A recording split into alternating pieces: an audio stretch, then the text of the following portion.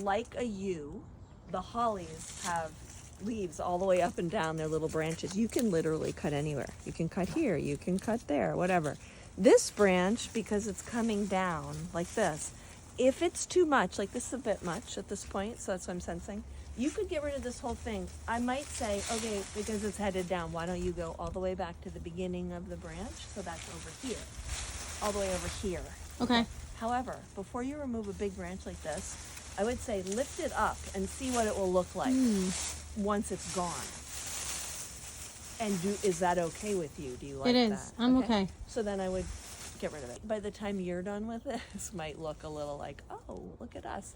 But I think that would be fine. It would be fine because it'll bounce right back. It's a holly, great. and it will love it. It will love it. It'll stimulate new growth, and you know, you'll have all kinds of new growth on here.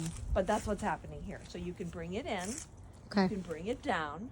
You can get rid of the things that are going like this. Anything that's kind of going in, down, crossing, you know, broken, bent, all of that, you know.